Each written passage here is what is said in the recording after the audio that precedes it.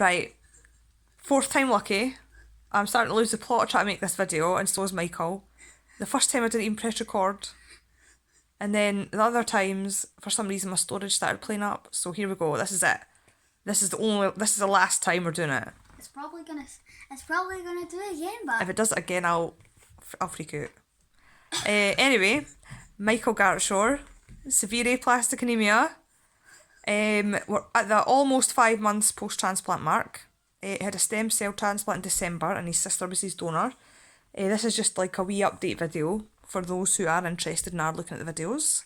As always, happy to answer any questions. Totally unrehearsed.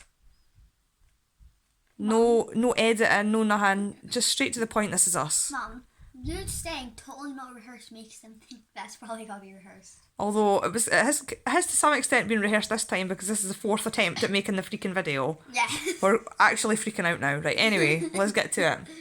So the last video that Michael was in, that he posted, he had his NG tube in.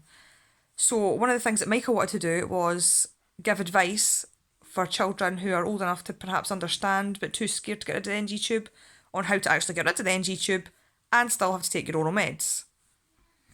So, the best way to do it is basically every week start taking a new medicine. Like, by mouth. Like the first week, take like posaconazole Michael found easiest to take, so that's what we started with. Because it tastes so delicious. And then by week 2 he was adding on something else. And then week 3 and he just kept on going. And I'm better at it now. Well, he's taken all of them. It was a Friday night that we got rid of the NG tube. I was crying. Yep, there was tears. Because it was like a safety net. But he was taking all the meds orally, so we just whipped it out and we've not looked back. And he saw one of the Glasgow doctors, one of the transplant doctors yesterday, who was over the moon to see him without his NG tube. He was high-fiving him and dancing with him, and it was great. So Michael knows that everybody's really proud of him for that. We also got results yesterday saying from his bone marrow biopsy, chimerism test, that he's 98% donor cells, which is good. That's like a general chimerism. That's not a split one. The split ones are different. I find when we get the split chimerism, the results kind of freak me out a little bit, because you find out what's on the lower scale, but the general chimerism's 98 and his blood counts are looking good. So the bigger picture is everything's going fine just now. So we're really happy about that. We were told that his kidneys are struggling a wee bit, so we need to watch that. What do my kidneys do again? I think they basically filter European food. Yeah, well, I don't know, but it's a lot to do with you're not drinking enough water, v's how much drugs are going into you. I'm pretty sure the kidneys like filter the stuff. So I think for the next video, that would be a good thing for me to learn more about the organs and for you to learn more about the organs, so we can actually make like an educational video about what gets affected. But I know that the kidneys are one of the first things that I've heard of anyway that get affected with aplastic anemia and the treatment that goes with it. Yeah, because I think if things start to go wrong with the kidneys and don't improve, its other things can become quite nasty. Lots of bad things could happen. Yeah. My kidneys could just go. Yeah, I don't think it would just go pop. Just disappear. Yeah, one of the other things we're going to talk about is they say 4 to 6 months for school-age children post-transplant they should consider going back to school. 6 months. So we're roughly at the 5-month mark, so there's been chat about what the next steps are for Michael. I am absolutely terrified, don't want it to happen. Michael's views are very different to mine, so there'll have to be some form of compromise in the middle. Because you want to go back, don't you? So I can be a Pokemon with Aiden. Michael just wants to play and be socialised because he's been isolated for so long. I actually don't play with that many people in the playground. I only play with Aiden. because who doesn't want to be a Pokemon? But where we are, we've only got about 2 months left of school term anyway. So, and then after that's the summer holidays, and then they start back in August for a new school year.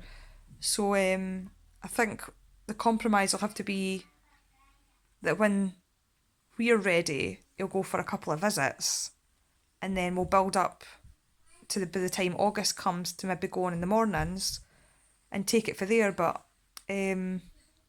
Michael's immune system will still be very high risk at that point.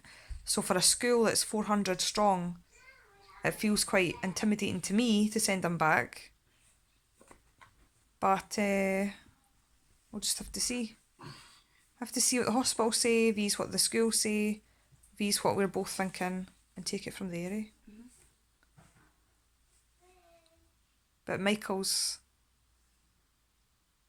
changing every day, and his body is getting stronger every day. With a couple of hiccups with hospital stays, but like I say, the big picture is that everything's going good. Eh? You got anything you want to say before we end the video? Regarding the treatment and the path, not just like a random spin-off. Well, while dealing with if you're dealing with I don't know, getting your NG tube, if you still have your NG tube, because you're still a bit scared, and you haven't started to cyclosporin, use a Coke or any fizzy drink with the cyclosporin to flush it, because the cyclosporin sticks to it, clogs it up. So you might want to use some fizzy, because then the fizziness kind of melts it down. So that just goes in the stomach. Yeah, that's when you've got your NG tube, isn't it? Because it all gets stuck inside the tube, and you're going to get more cyclosporin in your body if you flush it with Coke. That was the advice we were given, eh? But we don't need to worry about that now. I can stop buying crates of Coke. That was costing a fortune. That was pretty bad time. Yeah, it was pretty bad. One of the other things, what did we do this morning? What did Mum nominate you for? That Make-A-Wish. Yeah, I put Michael's name forward for Make-A-Wish. So I would imagine it takes a long time to come back because there's loads of kids.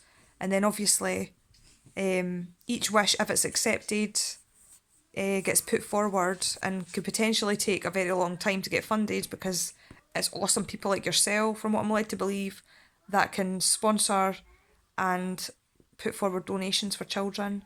He's not been asked obviously what his wish is yet, because I've just literally just nominated him. But Michael's got an idea in his head currently what he would like. To go to Legoland. Because we've had to cancel 2 holidays during the last... This is actually a year. We're a year and a day since this all started. And we've had to miss weddings, birthday parties. We've had to cancel 2 holidays. Michael's been isolated a lot. He's missed out on a lot. Especially big family things we've missed out on. Which has caused drama. But nonetheless, here we are. So I thought that if Michael gets to get put forward now, then by the time that his tube's out, if he gets accepted, that potentially next year he might get his wish. And if he doesn't get his wish granted for whatever reason, hopefully we can sort something out where we can maybe try and swing it. And by but tube, it's hard. And by tube, she actually means my NG tube, not... That's not your NG tube. I mean... What's that called? My Hickman. Hickman line, that's right. That's just a wee sad fact for you. Recently, What? The person who invented the Hickman line died. It was like a month or 2 ago. The person who invented it died. He was an old man in his 90s. 90? Yeah, he was really old. So that's sad.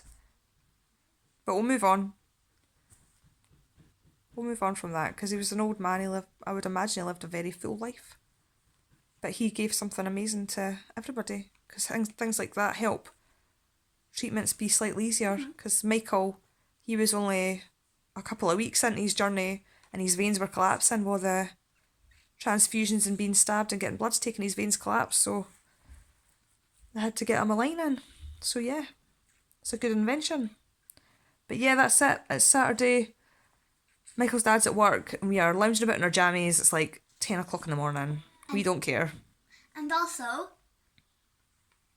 for all you guys in the comments, I really need this answer. How the heck did we come up with technology?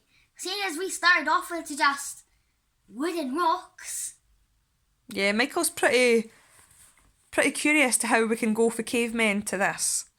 He wants all the information, which obviously, because he only asked this question about 45 minutes ago, I do not have the answer to. It's like, we started off with rocks and wood. We somehow made metal. But this is your job for today then. And now we've to look into it. And now we've managed to create Wi-Fi lamps. Just how do they work? How did we come up with this technology?